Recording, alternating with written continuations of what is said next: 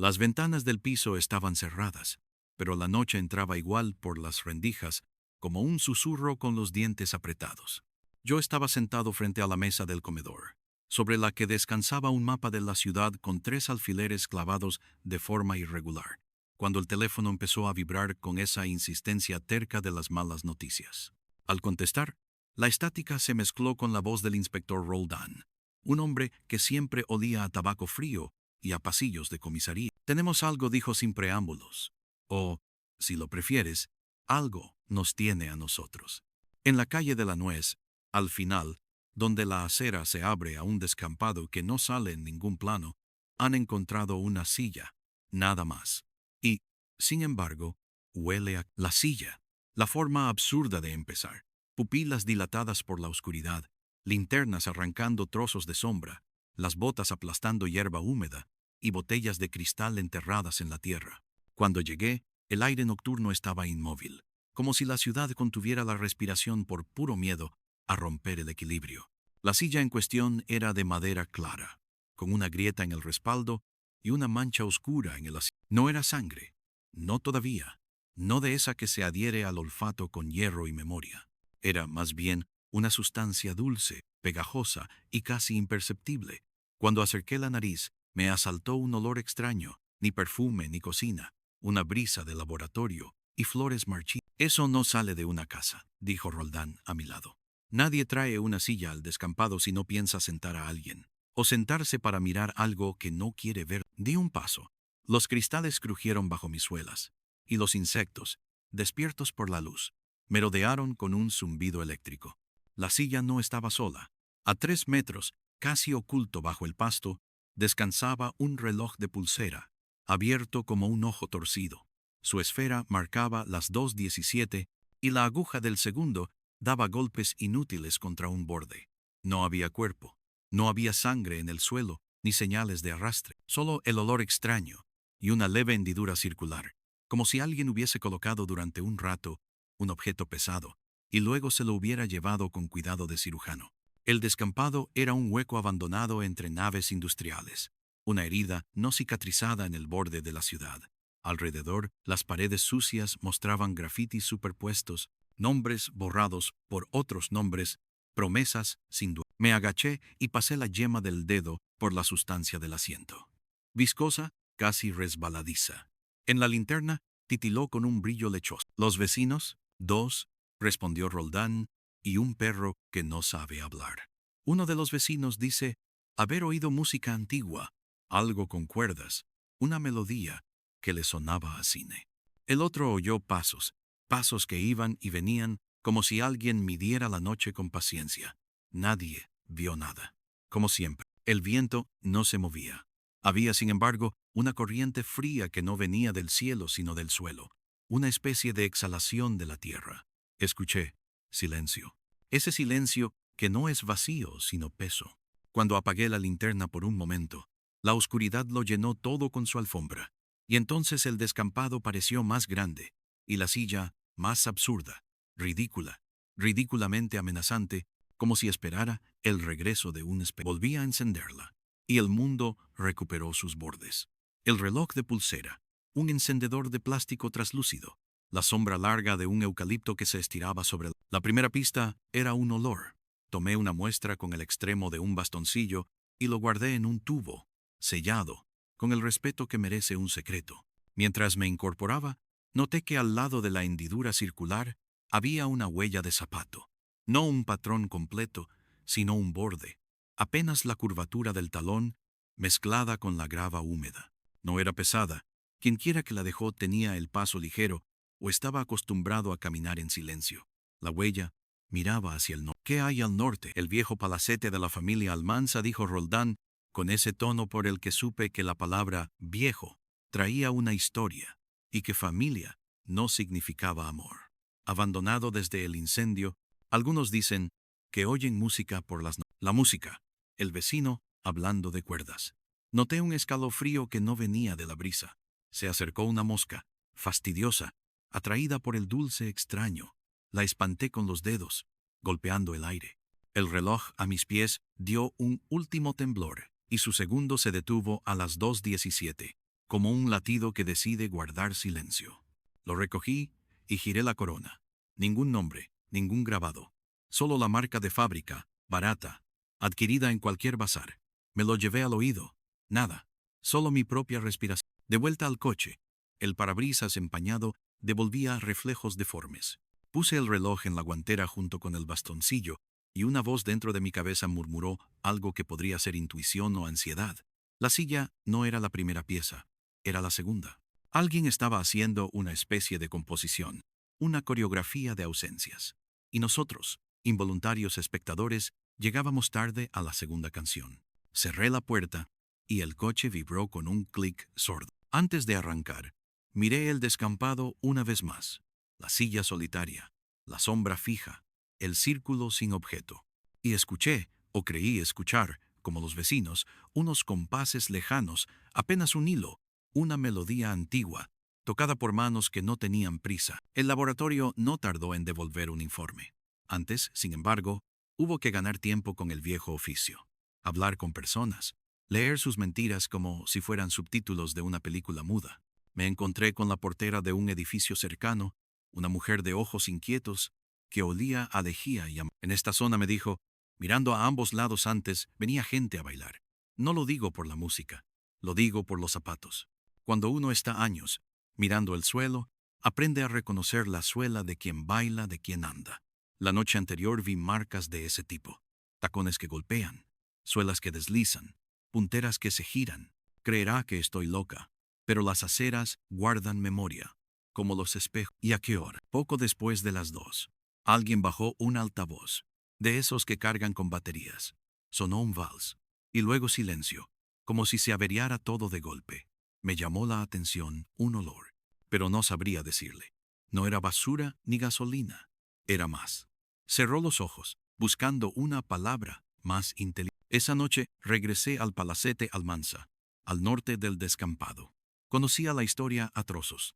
Una familia con dinero antiguo, una hija que desapareció sin dejar rastro, un incendio que no fue del todo fuego sino humo, rumor y una sucesión interminable de demandas que se apagaron como se apagan las velas cuando no hay nadie para... El palacete, visto desde la calle, parecía dormido con los ojos abiertos, ventanas tapiadas pero con huecos, un portón con las bisagras arrancadas, una enredadera que había decidido entrar a vivir sin pedir permiso. Cruzar el umbral fue como entrar en un océano de polvo. Olía a madera húmeda y a historia mal ventilada. El suelo crujió a cada paso, los tablones diciendo cosas con su voz de 100 años. Avancé con la linterna, apartando telarañas que habían construido su geometría como mapas de otro mundo. Y entonces la oí, música lejana, si es que un recuerdo puede sonar. No venía de ninguna parte y de todas. Era esa música que su propio silencio imita cuando el oído... Seguí un pasillo que llevaba al salón principal, y allí estaba, un círculo de sillas de madera, 13, alineadas como las horas de un reloj, una de las cuales tenía la misma grieta en el respaldo que la que encontramos en el descampado. En el centro del círculo, una alfombra enrollada, y sobre ella, ceniza. No mucha, la suficiente para dibujar, con dedos pacientes, una espiral imperfecta. Me agaché. La ceniza, a la luz de la linterna, dejó ver diminutos destellos metálicos, algún tipo de polvo que no pertenecía a la madera. Guardé una pequeña muestra. En el aire había ese olor otra vez, dulce y raro, como si alguien hubiese derramado un perfume sintético de laboratorio por el que pasaron años. Un susurro cruzó el salón, un soplo de viento que no venía de ninguna ventana abierta. Noté la piel del antebrazo levantarse, pequeñas antenas que reclamaban atenciones. Desde el rincón más oscuro, una sombra se desprendió del resto y caminó hacia mí con pasos sin prisa. «No está usted solo», dijo la sombra, volviéndose voz. Encendí la linterna con un golpe y apareció una mujer de cabello corto y ojos tan claros como una promesa peligrosa. Llevaba una gabardina que olía a lluvia vieja. «Tampoco yo lo estoy. Esta casa no perdona a los... La curiosidad es un vicio que se paga», respondí. «Pero los otros vicios duran menos». «¿Quién es usted?» «Alguien que dejó algo aquí», dijo sin sonreír, «y que viene de vez en cuando a ver si lo que dejó se ha convertido en monstruo». «¿Usted es policía?» «Solo cuando me conviene», dije. Ella giró la cabeza, escuchando algo que yo no oía. O quizás escuchábamos lo mismo, y yo no sabía nombrar. Hay música por las noches, añadió. O quizá la traen consigo los que vienen. He visto parejas bailar sin pareja, hombres que mueven los pies con mujeres que no están, muchachos que siguen un compás que nadie marca. No son locos, no todos. Están convocados, eso creo. Como lo estuvo ella. ¿Ella? La mujer me miró con una mezcla rara de compasión y advertió. La almanza dijo, como si bastara el apellido para llenarlo todo. La hija. Se llamaba Adela. Nadie se acuerda, porque a los nombres les pasa como a los muebles, cuando no se los saca al sol, acaban apolillados. Adela desapareció la noche en que el salón se llenó de humo. No hubo fuego, solo ceniza y un olor que nadie supo reconocer. La familia se deshizo. Algunos dicen que ella se convirtió en música. Yo prefiero creer que se cansó de pertenecer a una casa que ya no respiraba. La mujer se perdió entre dos columnas de yeso desconchado, y antes de que pudiera seguirla, una ráfaga de aire frío atravesó la sala. No era un viento normal.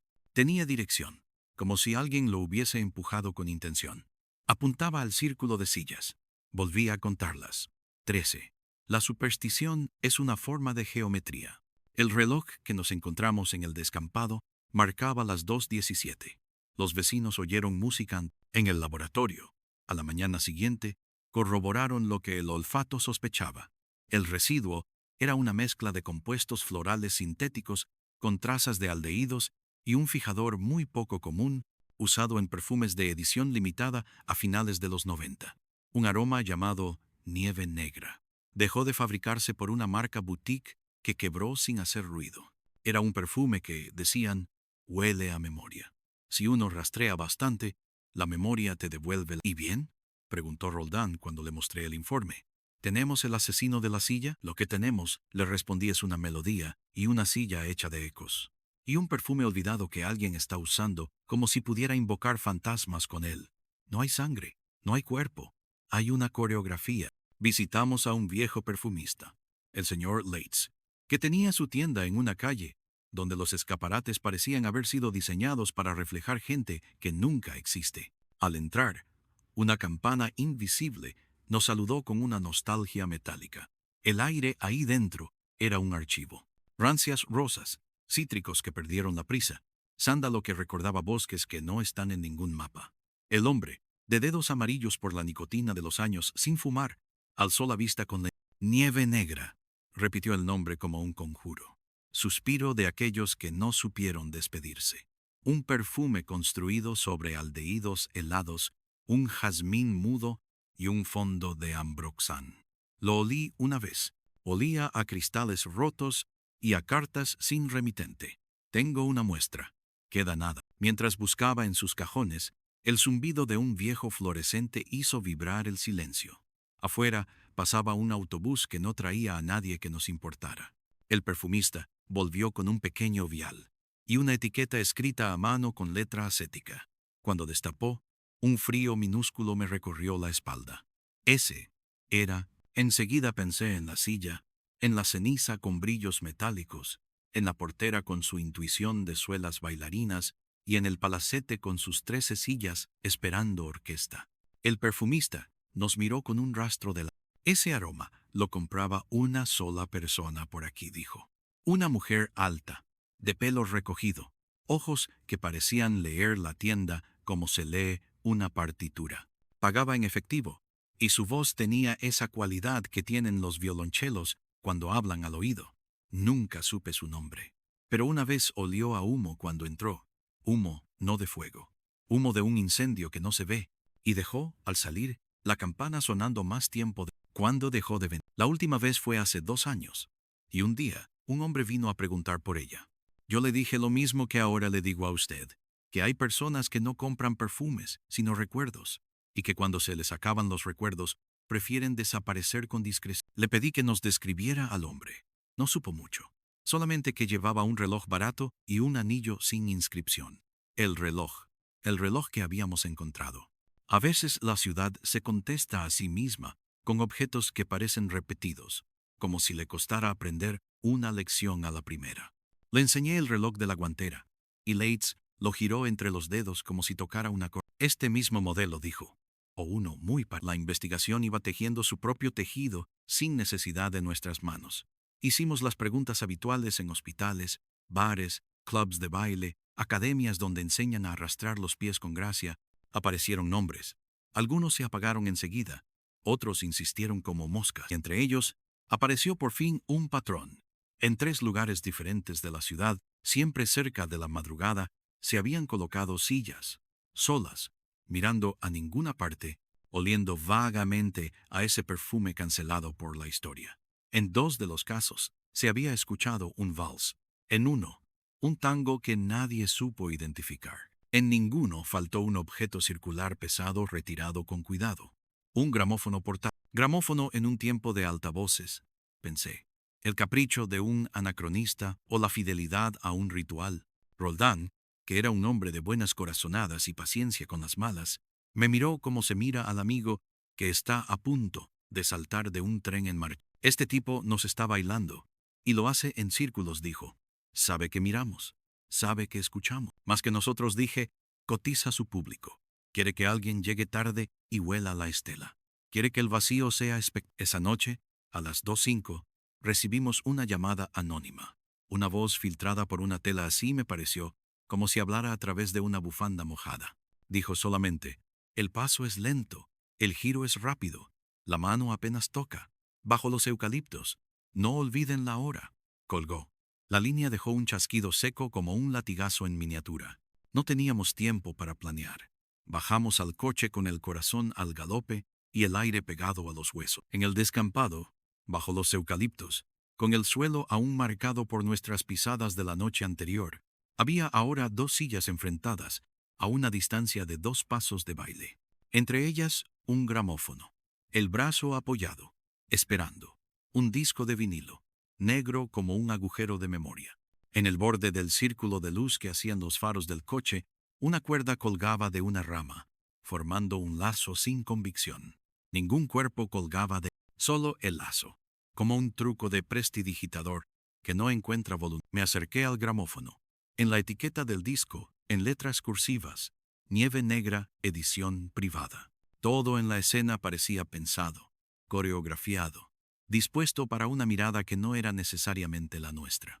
Roldán miraba alrededor con la mano en el bolsillo, donde guardaba sus ansiedades y un puñado de chicos. Si lo pones, bailamos su música, dijo.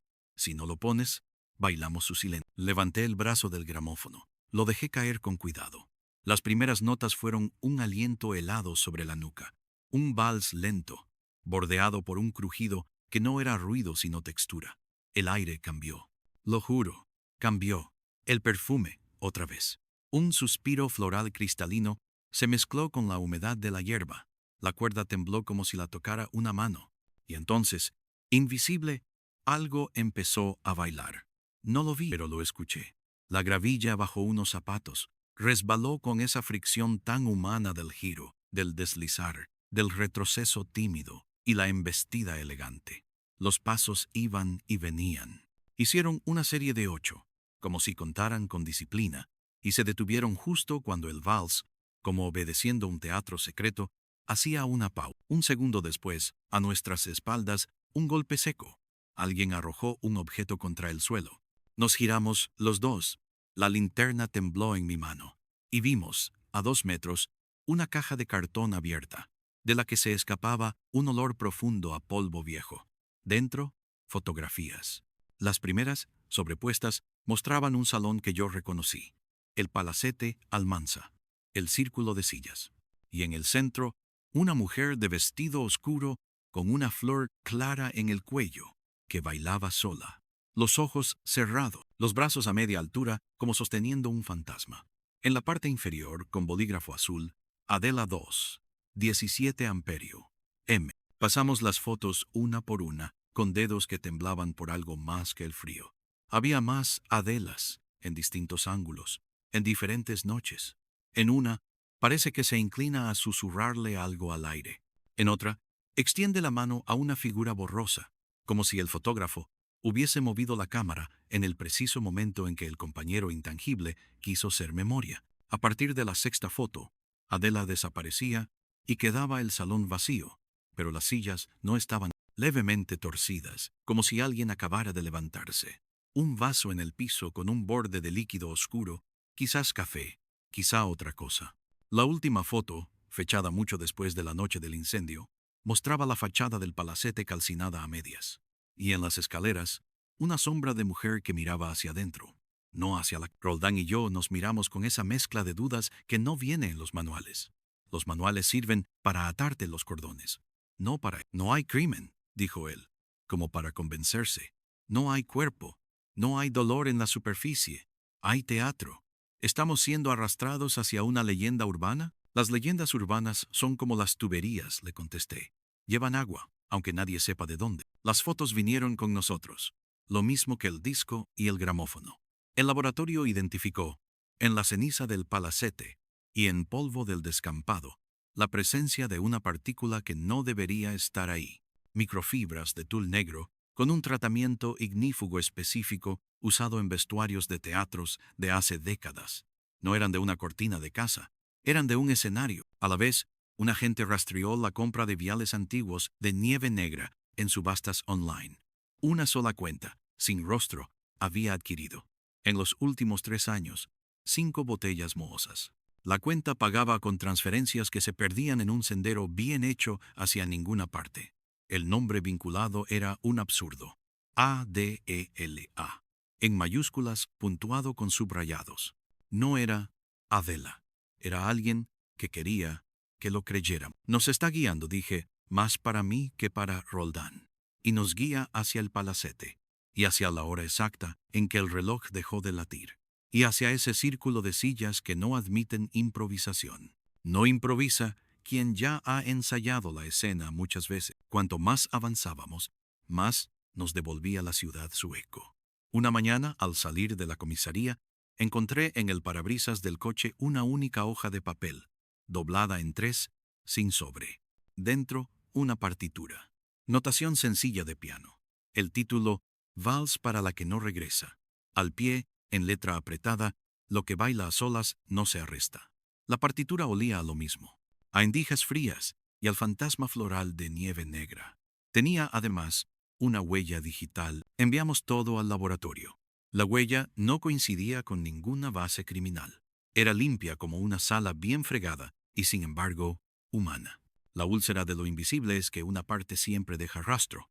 Lo difícil es saber dónde mirarlo. Ese día me cité con la mujer de la gabardina en una cafetería que parecía existir solo desde el anochecer.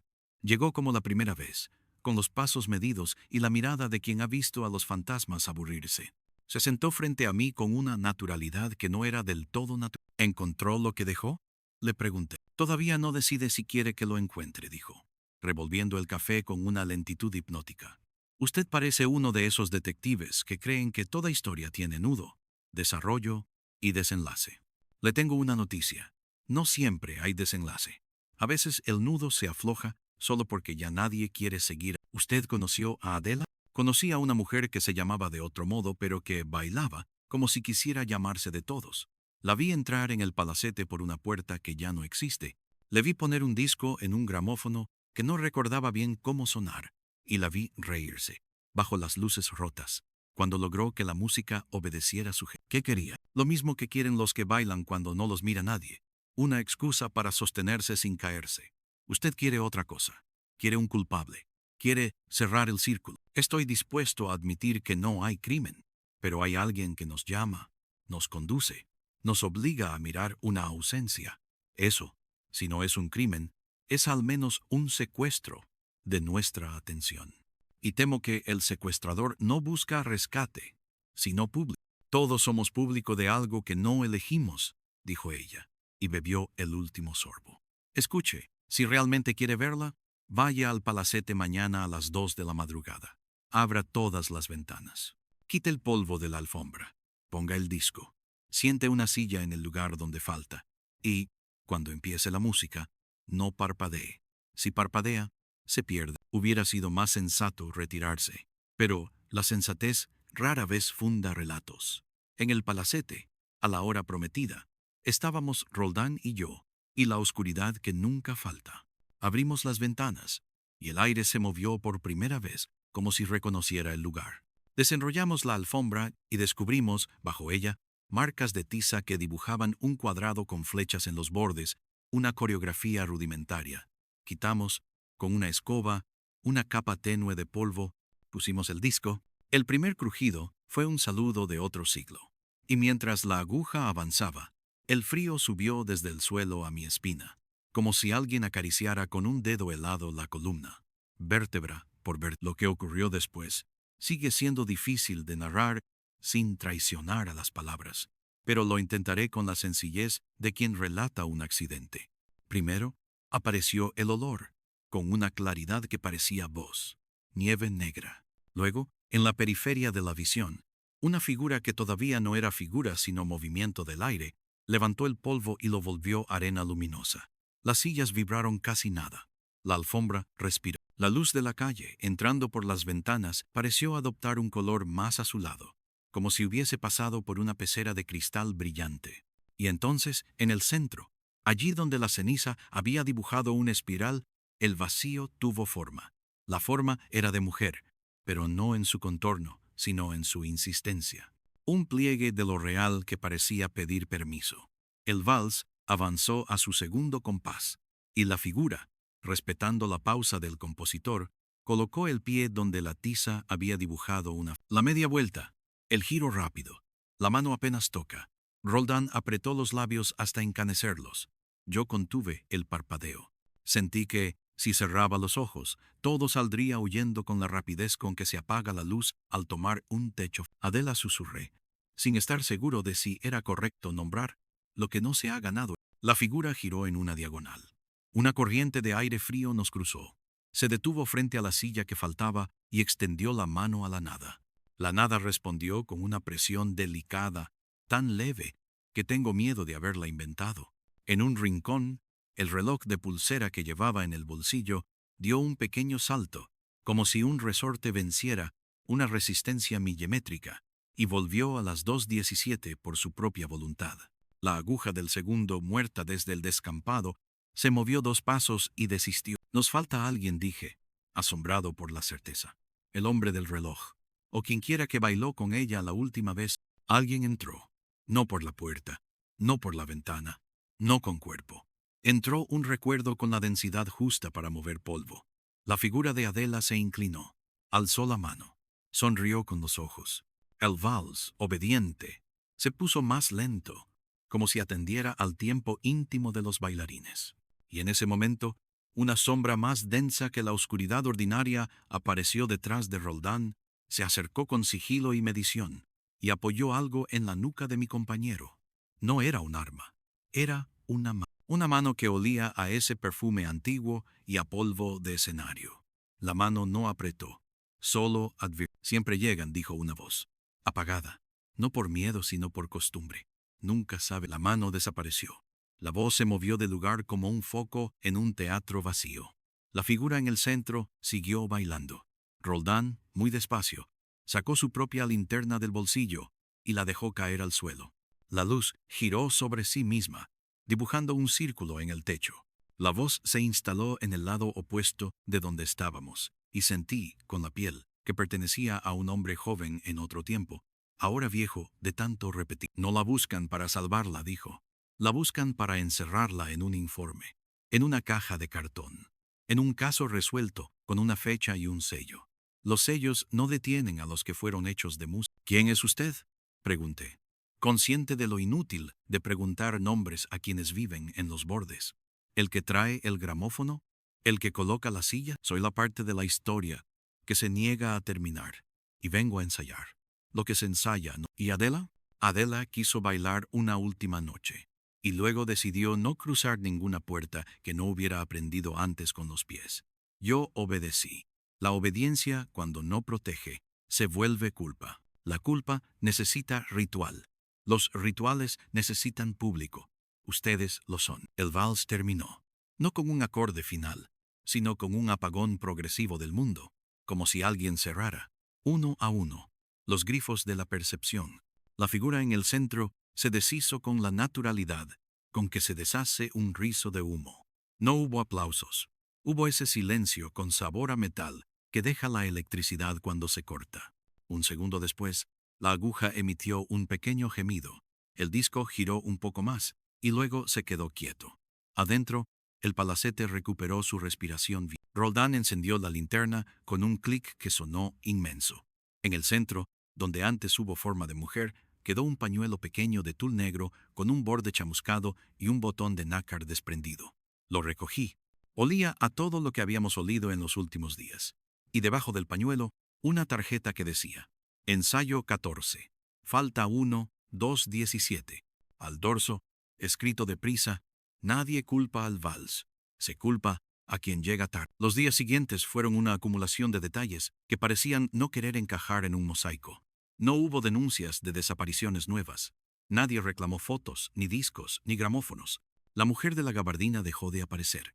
El perfumista cerró su tienda durante una semana, dejando un cartel con una frase: El olor es la manera que tiene la memoria de tocar. Roldán comenzó a masticar los chicles sin ganas, como si la mandíbula se le hubiera cansado de pensar. Yo pasé horas en el palacete, midiendo con cinta métrica las distancias entre sillas, sumando y restando compases de partituras sin oficio para leerlas, comparando mis pasos con las flechas de tiza. Intenté no buscar culpables, pero los hábitos son musculares. Una noche, al salir de mi casa, el aire tenía un filo aún más frío. Las farolas proyectaban sombras con bordes más nítidos, como si las hubiese dibujado alguien que odia las acuarelas. En la puerta, alguien había dejado otra caja. Dentro, una sola cosa: una máscara de bailarina, hecha de encaje con 2 cintas largas. En el interior de la máscara, con una letra distinta a la de la partitura, leí: Si el público se convierte en pareja, el ensayo termina. Y abajo: no es amenaza, es contrato. Comprendí, de golpe, que la coreografía siempre había estado diseñada para 4. Adela, el hombre obediente, el tiempo detenido a las 2:17, y un intruso. Espiábamos una misa, pretendíamos interrogar a una plegaria. Para desactivarla o para completarla, era necesario entrar al círculo, no mirarlo desde la periferia. Era, por decirlo simple, necesario bailar. Fui al palacete con una determinación que no supe si era valor o estupidez. Llevé el gramófono, el disco, el pañuelo, la máscara. Abrí ventanas. Quité polvo. Coloqué las sillas. Funciones repetidas que fingían ser novedad.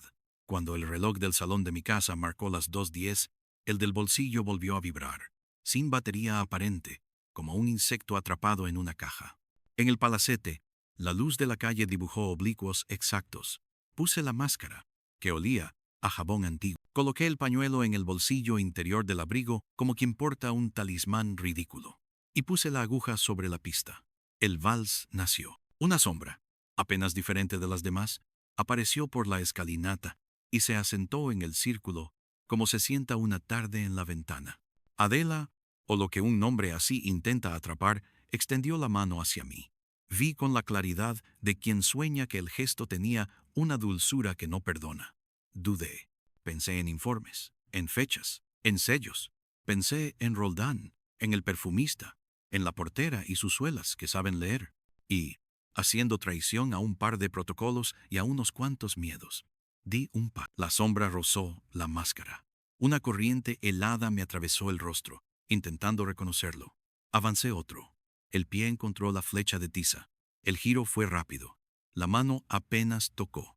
No hay manera digna de describir un instante en que uno decide suspender su incredulidad para entender una forma de verdad que no tiene papel. Bailamos. O algo que, para mi torpeza, se parecía mucho.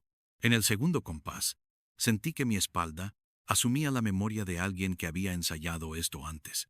En el cuarto, supe, como se saben las cosas que no se piensan, que mi pareja no perseguía el final, sino la permanencia.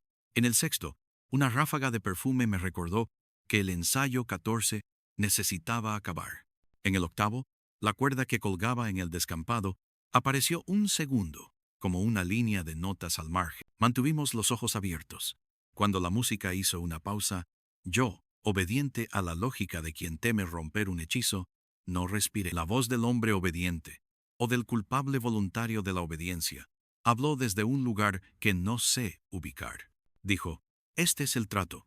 Si alguien la acompaña, ella no se va. Si nadie la acompaña, ella se queda a mitad, y a mitad se pudre lo que no termina. Entendí, como quien acepta una cláusula en un contrato que no leyó, que la ciudad llevaba años ofrecidos a esa alternativa, acompañarla o ignorarla. Alguien, en algún momento, eligió ignorar. Hubo incendio sin fuego, hubo ceniza con brillos metálicos, hubo un perfume sin comprar. El vals estaba por terminar, cuando la puerta del palacete se abrió de golpe con un gemido teatral y apareció Roldán, con el abrigo desabrochado y la frente brillante. Traía en la mano derecha el reloj de pulsera. Sin decir palabra, lo lanzó hacia el centro. El reloj cayó a mis pies con un sonido que no era metálico ni de vidrio. Era un tic-tac completo que por fin encontraba su... La aguja del segundo arrancó desde el 0 a las 2:17, y la música, obediente a una lógica de relojeros, continuó un compás más allá de su propia partitura. Adela, o su forma, se inclinó levemente, como quien agradece una cortesía. Me soltó la mano, con suavidad, y, antes de desaparecer, no en humo sino en frío, dejó sobre la alfombra un objeto que no vi al principio, un anillo de boda sin inscripción. Lo recogí. Estaba tibio. La ciudad aprendió a mantener la boca cerrada. Nosotros, a llenar informes con palabras que no nombraban lo que habíamos visto. En el expediente quedó, como siempre, el consuelo gastado de la burocracia. No hay evidencias de delito. Se procede al archivo preventivo. Pero Roldán pegó en su taquilla una foto de la portera limpiando la acera, como si quisiera recordar que hay personas que miran el suelo y entienden los zapatos. El perfumista volvió a su tienda. Yo pasé, de vez en cuando, frente al descampado. La hierba crecía, la cuerda desapareció mordida por el clima, la silla no volvió. El palacete Almanza siguió respirando de noche, con una expiración un poco más aliviada.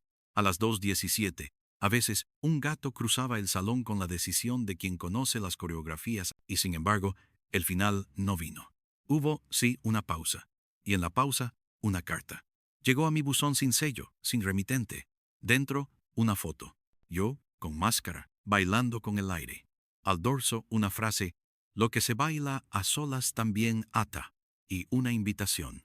La fecha de un ensayo nuevo. El lugar, diferente. Un teatro en ruinas en el barrio viejo. La hora, la misma. El título del vals, cambiado.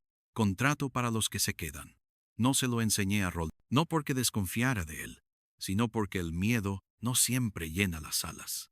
Fui solo, como se va a oler un vacío. El teatro en ruinas olía a madera húmeda y a programa de mano desleído. El viento hacía cantar hilos invisibles en las tramoyas. En el escenario, una sola silla. En el patio de butacas, 13 asientos ocupados por sombras, que no necesitaban cuerpo para cumplir la formalidad del aforo. Subí al escenario con el corazón más discreto de lo que yo hubiera esperado. Me senté un segundo en la silla. El gramófono, al borde, esperó mi mano sin prisa. Bajé la aguja. El crujido de inicio me habló con confianza. La música nació con un pulso que reconocí con un alivio vergonzoso. Adela, o quien sea que haya aprendido a nombrarse con cualquier boca, apareció como un estremecimiento de cortina. Antes de que extendiera la mano, yo extendí la mía. Un segundo, otro. Cuando nuestras manos se rozaron, escuché, como si viniera de una antigua cabina telefónica, la voz del hombre obediente: esta vez, terminé. Bailamos de nuevo, y en el sexto compás, ella me dejó una palabra en el oído. Fue un nombre, no el suyo, el mío. Lo dijo como si lo hubiera sabido siempre. Y entonces entendí el verdadero giro, la verdadera trampa, el truco de salón que nos mantuvo corriendo detrás de sillas y perfumes. No nos habían llamado para rescatar una mujer del pasado, nos habían elegido para sucederla. Para que la coreografía no muriera, alguien debía aprenderla hasta que la propia ciudad supiera bailarla sin nosotros. Los rituales, como las plagas, encuentran hueso. Volví a casa con el anillo sin inscripción en el bolsillo y el perfume adherido al abrigo. Oí, de madrugada, pasos en mi pasillo que no eran míos. No encendí la luz. Al día siguiente, en el espejo, mi cara tenía un brillo ajeno en los ojos y el gesto de quien ha recordado algo que prometió olvidar. Intenté escribir un informe que contara la verdad de un modo soportable. Me salió una lista de objetos: sillas, reloj, gramófono, disco, pañuelo, anillo. Al final, añadí una línea que nunca entregué. Lo que no termina, eligió terminar en... Si usted está escuchando esto de noche, con las luces apagadas y el aire detenido, puede que haya olido algo. No lo invente. Las casas se impregnan de historias con la naturalidad de las telas. Si viene de pronto un vals sin instrumentos, si la madera de su suelo cruje con la disciplina de quien marcó unas flechas de tiza invisibles, no se asuste, o asústese bien. No hay diferencia. Hay quienes dirán que no hay crimen, y tendrán razón. Hay quienes dirán que se trata de una leyenda urbana, y en esa frase la ciudad se reconocerá como se reconoce en la lluvia. Yo he aprendido que a veces el culpable es la necesidad de cerrar las cosas que no fueron hechas para cerrarse. La justicia, en estos casos, es una palabra tímida. Roldan honra el acuerdo, sin saberlo. No pregunta. Yo cumplo los ensayos, no porque me gusten los fantasmas, sino porque el vals necesita pies. En mi abrigo se ha instalado para siempre un olor que no se consigue en ninguna tienda. El reloj marca las 2:17 cuando quiere. A veces cuando camino de vuelta a casa, escucho detrás de mí dos pasos que no son eco sino compañía. La ciudad, generosa, nos presta sus rincones. Un descampado roto, un palacete que respira, un teatro que se resiste a quedar mudo. Sillas que aparecen donde nadie las necesita. Usted dirá que esto es un aviso. Podría serlo. Podría ser también una invitación o una trampa. Si prefiere palabras más contundentes, yo ya no hago distinciones. Lo que baila a solas no se arresta. Lo que encuentra pareja termina. Y en el terminar hay una redención que no sirve para los informes, pero que hace que el aire sea. Si alguna vez, al girar una esquina, a la hora en que la ciudad deja de fingir, encuentra usted una silla en medio de un terreno donde no debería haber sillas, no llame a la policía. No busque el crimen. Asómese al olor. Si la nota fría de un perfume que ya no existe le sale al encuentro, piense que alguien, en algún lugar, aprendió a bailar para que otros, que no saben, no se queden a... Y si de pronto ve en el suelo, marcada con tiza, una flecha que apunta al centro, decida, o aparta la mirada y deja que la ciudad ensaye sola, o da un paso y se convierte, aunque sea un compás, en parte del ensayo. Yo seguiré contando, de noche, como quien desgrana un rosario invertido, todos los objetos que nos trajeron hasta... No para buscar culpables, esos se encargan solos de repetirse, sino para que, cuando esta historia se vuelva rumor y después leyenda, alguien diga que hubo una vez un reloj barato que quiso mover su segundo contra el destino, y un perfume que olía a nieve sin país, y 13 sillas que aprendieron a esperar sin aburrirse, y un hombre obediente que no supo cómo dejar de obedecer, y una mujer que movía el aire con la convicción de un culpable inocente, y que, al final, cuando nadie lo pidió, lo que parecía un crimen resultó ser una obra inacabada, y lo que parecía una investigación resultó ser un ensayo general, y lo que parecía una resolución resultó ser un contrato. Un contrato que tiene, como firma, el aliento de los que bailan cuando no los mira nadie, y como cláusula, esta breve advertencia, que ahora le dejo como un lazo en una rama. Si escucha música y no hay instrumentos, no está loco, solo ha llegado tarde, o temprano, y, en cualquiera de los dos casos, ese también es un tipo de llegada.